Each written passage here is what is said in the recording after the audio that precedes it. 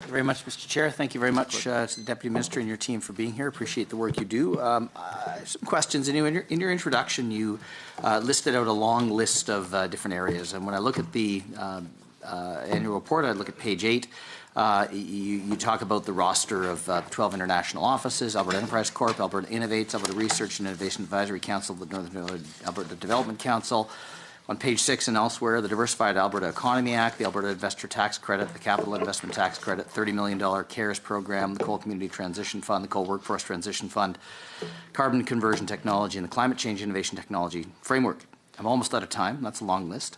But that's a lot of programs and priorities. And really what I'm interested in is those things in and of themselves, I imagine, can be valuable, but what ties them together? That's my real concern, is what's the definitive strategy, the measurable outcomes that you expect from this ecosystem as opposed to that long laundry list of siloed groups? The real question is, what's the big vision for AD&T? What's the narrative? Right. So all of those programs are bundled in under the jobs plan. I believe it was in early January, February 2016, the government moved away from or changed the Job Creation Incentive Program, or JCIP, to come up with an overarching framework of the Alberta Jobs Plan. And we do believe there's excellent benefit from the overall jobs plan, and in essence, it does talk to outcomes and key strategies that we're trying to achieve. Some of the successes that we've been able to have is that more and more Albertans are working, and good jobs have been added over the last year of $90,000 full-time jobs.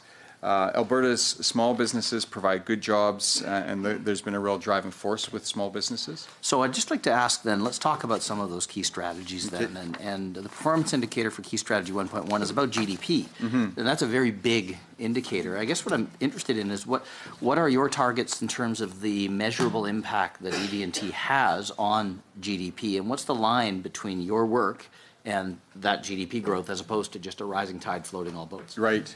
Well, we do believe that the overarching program package has actually increased our GDP. So Alberta in 2017 actually led the country in GDP growth for 2017.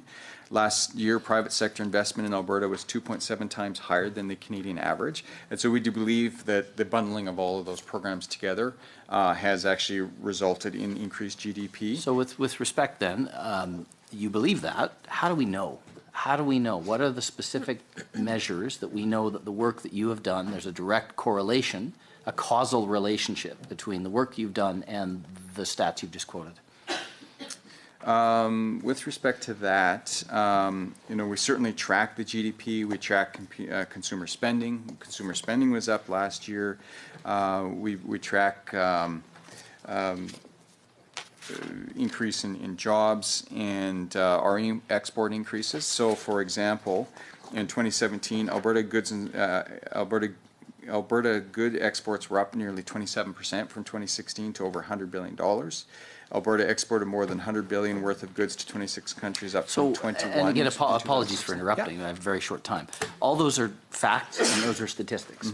What is the connection, and I'm not hearing a connection, between the work that you have done and making those things happen? Those are outcomes. Right. That's happening. Yeah.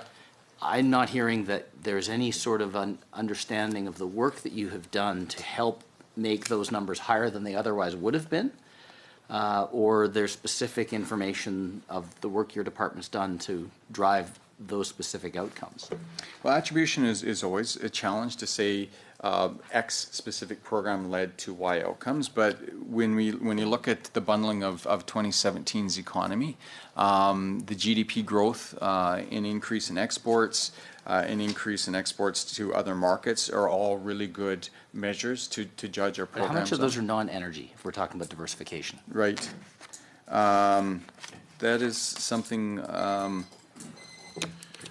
Can you respond to that by writing, please? Certainly. Thank you.